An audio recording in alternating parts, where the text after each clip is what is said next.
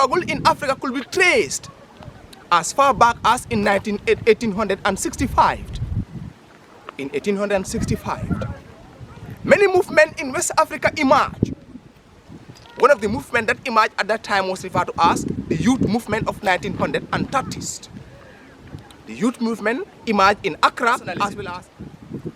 This refers to the feeling of a national consciousness and the awareness of people, showing that they are members of a nation state with a desire to achieve both political, social, and economic freedoms is referred to as nationalism.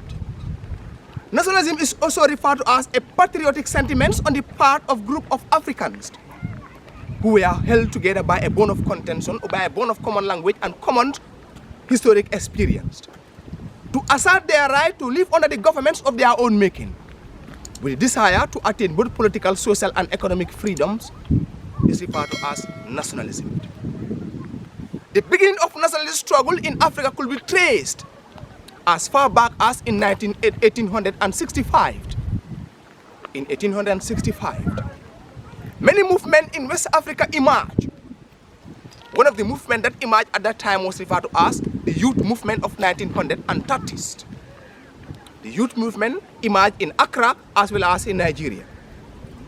Another nationalist movement also emerged called the African Christian movement. The African Christian movement also emerged, which also is a nationalist movement. Then the Negro World movement also emerged in West Africa. The Negro World movement also emerged in West Africa. Nationalism in the Gambia. Nationalism in the Gambia started in 1920s. Nationalist struggle in the Gambia started in 1920s. Our African leaders or our educated elite decided to stood up on their feet and agitate against colonialism and colonial rules in the Gambia. The nationalist leaders in the country, it includes Edward Francis Small. I am Gaba Jumba established a political party in the Gambia called the Muslim Congress Party in 1952. Then Pierre Saranjai was also another great nationalist in the country who contributed immensely in the nationalist struggles in the Gambia. He also established a political party called the United Party in 1951. Another nationalist also emerged called Reverend John Qualified. John Qualified contributed tremendously in nationalist struggle in the country. He established also a trade union called the Gambia Teachers Union. And alongside, he also established the first political parties in the country called the Gambia's Democratic Party, that is the DP, the Democratic Party. Another nationalist also emerged called Karaba Jawara. Karaba Jawara also emerged as a nationalist leader. He also became the first president of the Republic of the Gambia until 1994 when his government was overthrown by the military junta. Safari Mansingate was also another great nationalist in the country. Hannah Foster was also another great nationalist.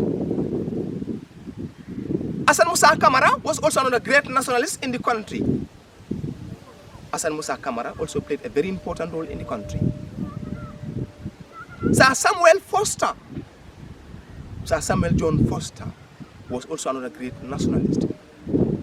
Mamadou E. Jallow also played a very important role, and he established a trade union called the Gambia Teachers Union.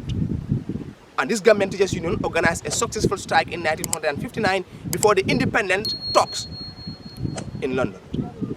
So these were some of the names of our Gambian nationalists who contributed immensely to the agitations or to the granting of Gambia's independence on 18 February 1965.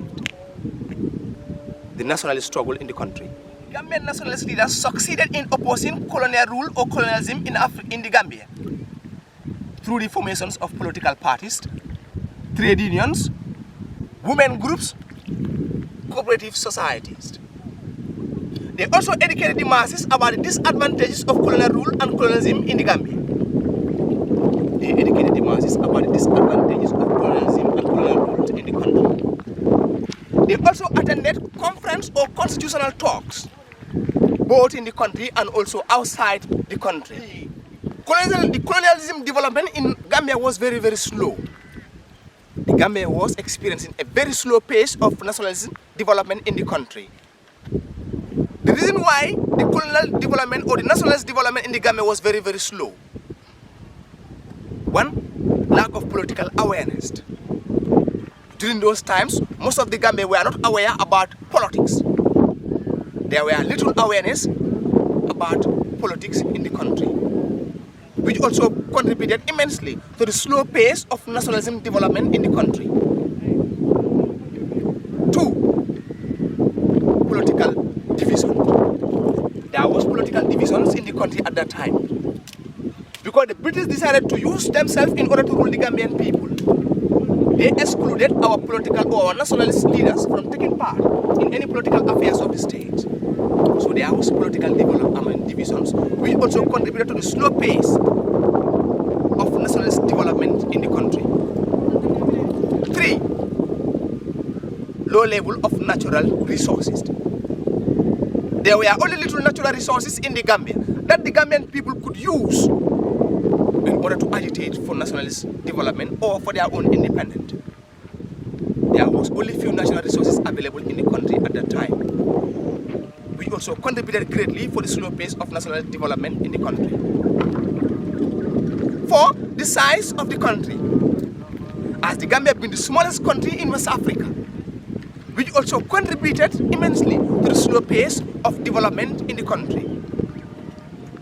These are some of the reasons why the Gambia experienced slow nationalism development in the country at that time during colonialism or nationalism in the country. Reasons for the formations of nationalism in the Gambia. Reasons why nationalisms were formed or was formed in the country. One, political awareness. Nationalism was formed in order to create political awareness to the Gambian people, because the Gambian people at that time were not allowed to take part in any political activities of their state. So our nationalist leaders such as Edward Francis Small, I.M. Gaba Jomba rose up and agitate for their own independence. So they were teaching the people about the importance of taking part in politics. Attainment of independence. The Gambians also wanted to attain their independence at that time. That's why they formed nationalism, or that's why they formed nationalism in order to agitate against colonial rule and colonialism in the country. Four, constitutional reform. The Gambian people want a constitutional reform or a new constitution that will allow the Gambian to take part in their own politics or in the politics of their own country. That is why they came together and formed nationalism. So these are some of the reasons that leads to the formation of nationalisms in the Gambia. Demands put forward by our Gambian nationalist leaders to the colonial government. There were many demands that our nationalist leaders put forward to the colonial government at that time during the colonial period. So one of the demands was franchised, which means right to vote and to be voted for in the country. Because during those times, it's only the people in the colonies have the right to vote. But they put a demand there so that the people in the protectorate can have the right to vote as well. So it's a demand put forward by the nationalist leaders. Two, better wage rate. The nationalist leader decided to press the colonial government in order to increase the wage rate of the workers at that time, or the Gambian people at that time. So which also is another demand put forward by our nationalist leaders. The other demands also put forward by our national leaders in the country at that time was political participation. Every individual in the country have the right to participate in politics. Every individual have the right to participate in the politics. Because at that time, some of the Gambian people were denied from taking part in the Gambian politics, which is a demand put forward by our nationalist leaders at that time. Three, constitutional reform. The national leaders also decided to press the colonial government in order to embark on constitutional reform. It's a demand put forward by our national leaders in the country at that time. So these are some of the demands put forward by our national leaders at that time.